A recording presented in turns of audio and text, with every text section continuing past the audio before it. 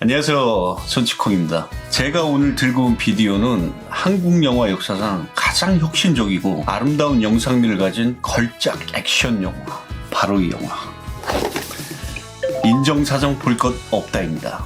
1999년도에 개봉한 영화로 충격적이고 강렬한 범죄 스릴러로 박중훈과 안성기가 주연을 맡았습니다. 이 영화는 형사와 범죄자의 긴박한 추격전을 중심으로 진행되며 그 속에 벌어지는 인간 드라마를 잘 담고 있어요. 개봉 당시에도 관객들에게 신선한 충격을 안겼던 그런 작품입니다. 사회적 메시지와 폭력적인 요소가 결합된 이 영화는 단순히 범죄 영화를 넘어서 인간 본성과 도덕, 그리고 사회에 대한 깊은 고민을 보여줬어요. 이명세 감독님이 영화 인생의 모든 테크닉과 영화적 메시지를 쏟아부은 명작입니다. 그리고 이 영화는 워셔슈키 형제, 현재는 자매죠? 워셔슈키 자매가 만든 매트릭스 3에서 박주훈과 안성기의 마지막 포브스 격투 장면을 오마주한 걸로 유명하죠. 이명세 감독님은 개그맨, 나의 사랑 나의 신부, 첫사랑, 형사, M 등을 만드신 한국 최고의 스타일리시 감독으로 진짜 유명하시죠. 그런데 한편으로는 깊이 있는 내용보다는 기술적인 표현 방식에 치중한다는 비판도 받고 계세요. 저도 형사나 M은 테크닉에 너무 치중한 측면이 있다고 생각은 되는데 나머지 작품은 전혀 그렇지 않습니다. 특히 인정사정 볼 거 없다는 독창적인 영상미학과 강력한 스토리가 완벽하게 조화를 이룬 훌륭한 작품이라는 생각이 들어요. 그리고 형사라는 직업의 장인 정신에 대한 메시지도 잘 담고 있어요. 이 영화는 직업정신이 투철한 형사들이 정의를 실현하기 위해 끈기와 투지를 가지고 살인자를 쫓으면서 끊임없이 희생하고 헌신하면서 추적 끝에 범인을 검거하는 그런 범죄 액션 영화입니다. 이명세 감독님은 최근에 더 킬러스라는 옴니버스 영화의 제작과 연출을 맡아서 지난 10월에 개봉도 했었어요. 오랜만에 감독님의 연출 소식을 듣게 돼서 너무 기뻤습니다. 이명세 감독님 오래오래 영화 만들어주세요. 진짜로.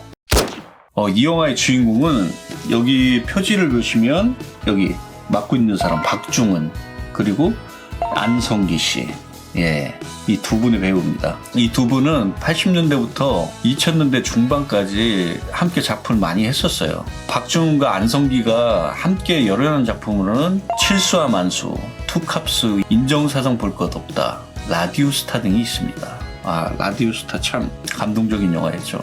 인정사정 볼 것 없다 해서 박중훈은 강력반 형사인 우영사로 나오는데 일명 영구라고 불립니다. 안성기 씨는 살인자인 악당 장성민으로 나와 기존과는 다른 파격적인 연기를 펼쳐 보였어요. 이 작품은 사실적인 범죄 영화와는 좀 다르게 캐릭터들이 좀 과장되고 우화적으로 표현되고 있어요. 실제로 강력반 형사들의 과격한 느낌을 약간의 과장을 섞어 캐릭터들이 만들어져 있습니다. 박중훈 형님이 연기하는 우영사 캐릭터는 윌리엄 프레디킨 감독의 프렌치 커넥션의 거칠고 집요한 형사의 전형인 진 해크만을 어느 정도 차용하고 있는 느낌이 듭니다. 그리고 놀라운 것은 영화 촬영 기법은 매우 인상적입니다. 한 컷 한 컷이 그냥 예술 작품이에요.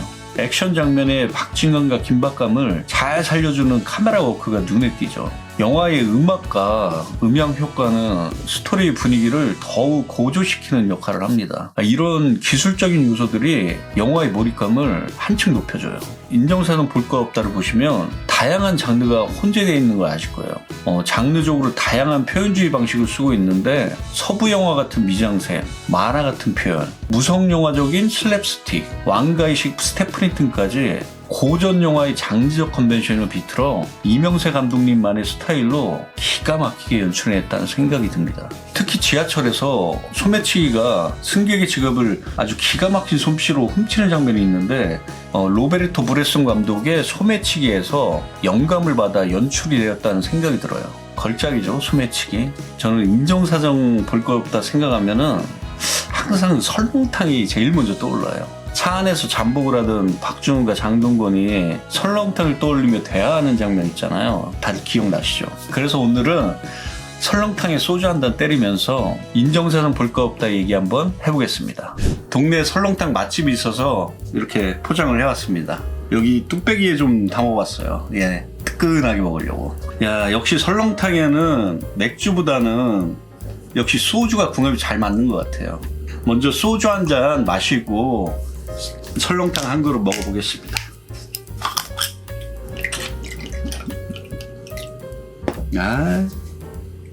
자, 짠! 한 잔 먹겠습니다.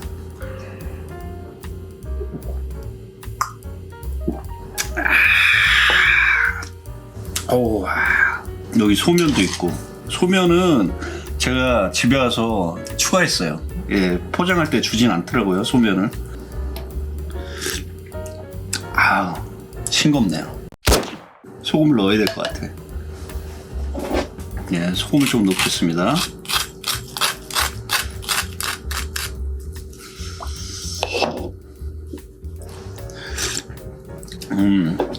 맛이 살아나고 있어.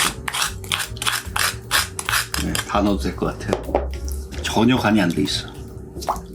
예, 한번 먹어보겠습니다. 국물 먼저.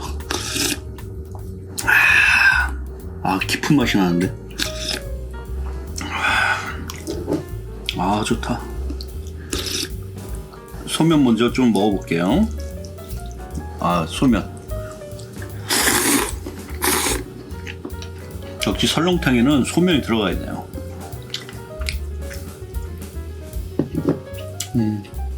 깍두기.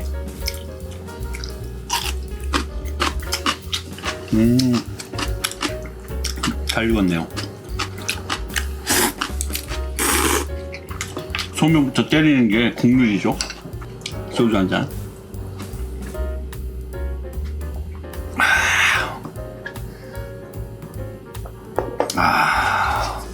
밥을 좀 말아볼게요. 가만히. 이렇게 말아야 밥알이 속까지 간이 배가지고 예, 더 맛있습니다.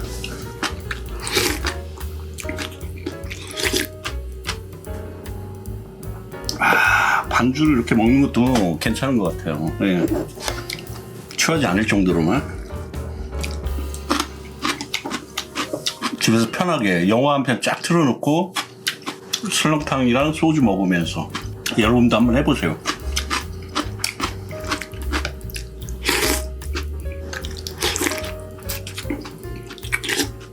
이런 게 좀 소소한 행복인 것 같아요. 뭐 비싼 음식 아니어도 예, 그게 11,000원인가 하는데 괜찮잖아요. 그죠? 소주랑 뭐 이 정도면 됐지 뭐. 저도 뭐 술 마실 때는 거의 영화 틀어놓고 보거나 아니면 뭐 예능 같은 것도 보고 거의 영화를 많이 보죠. 그게 재밌어. 편하고. 예. 여러분도 한잔 하고 계시죠? 자, 다 같이 한잔 하시죠. 짠! 짠!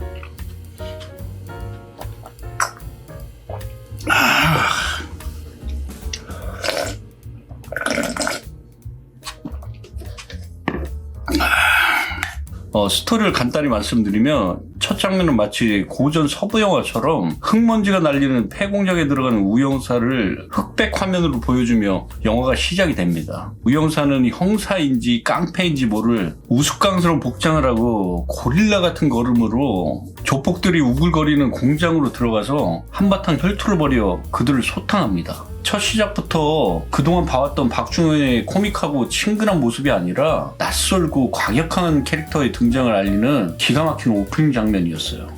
그러던 어느 날 부산 40계단 살인사건이 발생해요. 이 시퀀스 전체는 영화사의 길이 남을 명장면이 됐습니다. 그룹 비지스의 홀리데이가 잔잔하게 깔리는 가운데 단 한마디의 대사 없이 전개되는 40계단 살인사건 시퀀스는 그야말로 압도적입니다. 노란 은행잎이 깔린 거리 너머로 낡고 허름한 계단이 보입니다. 갑자기 바람이 확 불어와가지고 먹구름이 몰려오더니 부슬부슬 비를 뿌리기 시작해요. 소나기를 피해 황급히 뛰어가는 행인들 뒤로 계담역 건물에서 사내 하나가 천천히 모습을 드러내요. 자신의 수하로부터 우산을 건네받아 펼쳐둔 사내가 건물을 막 나서려는 순간 바바리 코트 차림의 킬러 장성민이 그 앞을 막아서요. 정광석화처럼 휘두른 칼에 우산을 단번에 둘로 갈라지고 그 틈 사이로 칼을 막아버리는 사내의 애처로운 손과 공포해질 얼굴이 클로 접대요. 이내 검붉은 피가 사내의 얼굴 위로 빗물과 함께 천천히 흘러내려요. 그렇게 살인자 장성민이 마약상을 살해하고 아무런 단서를 남기지 않고 호련히 사라집니다. 지금까지도 전문가들이 뽑은 한국 영화 최고의 명장면 중 하나로 꼽히고 있어요. 이 장면은 몽타주 기법으로 유명한 러시아의 거장 세르게이 에이즌슈타인의 전함 포템킨의 오데사의 계단 장면에 대한 이명세 감독의 오마주로 알려져 있습니다.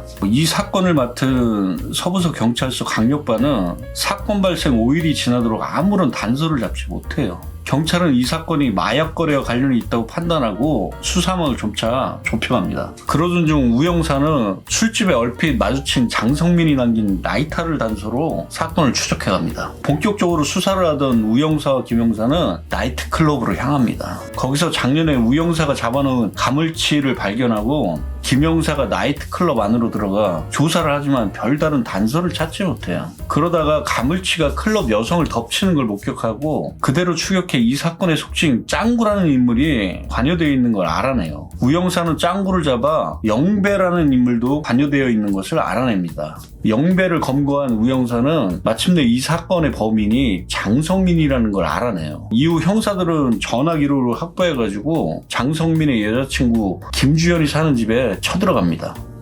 한잔하고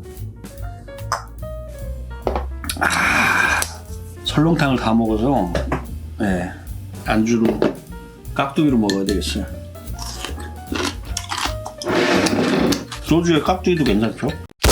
하지만 다른 단서는 나오지 않고 형사들이 김주연을 추궁하는 과정에서 장성민이 김주연 집에 온다는 걸 알아내고 잠복을 해요. 마침내 장성민이 부하 2명과 함께 김주연의 집에 오게 되고 이에 잠복한 형사들이 그 자리에서 검거하려고 들지만 장성민이 날쌔게 도망치는 바람에 부하 2명만 검거하는 데 그치고 장성민은 놓쳐버립니다. 그렇게 시간은 흐르고 형사들은 이 사건에 관여된 또 다른 인물인 엄연수를 찾아갑니다. 엄연수는 검거하는 과정에서 인지를 잡고 저항하다가 김 형사의 쏜 총에 맞아 즉사합니다. 이에 김 형사는 죄책감에 침울해하지만 우 형사가 위로해준 덕분에 다시 힘을 내요.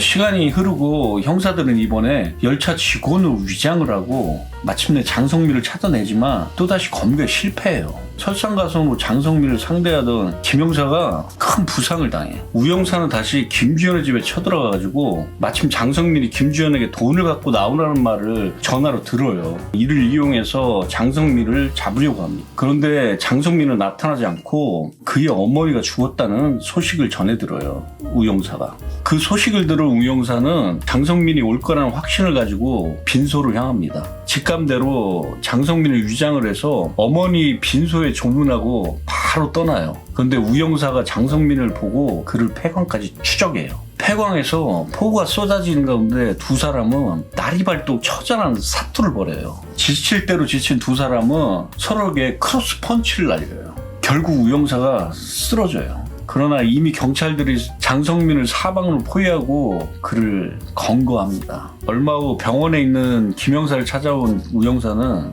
신문에 실린 사건 기사에 자신들의 이야기는 없다고 푸념하고 김 형사는 서러움에 눈물을 흘려요. 형사들이 이렇게 죽을 각오로 범인을 쫓았는데 결말은 좀 씁쓸하게 끝이 납니다. 영화는 주인공 형사가 연쇄 살인범을 잡기 위해 어떠한 수단도 가리지 않으려는 모습에서 도덕적 딜레마를 묘사합니다. 법과 정의를 지키기 위해 법을 어겨도 되는지 혹은 다른 사람의 생명을 구하기 위해 자신을 희생해야 하는 것인지에 대한 깊은 질문을 영화 곳곳에 던집니다. 인정사상 볼 거 없다는 이처럼 다양한 주제를 통해 관객에 깊은 인상을 남기며 단순한 범죄 영화 그 이상의 의미를 전달합니다. 인정사상 볼 거 없다는 긴박한 스토리와 캐릭터들의 심리적 대립이 진짜 흥미로웠어요.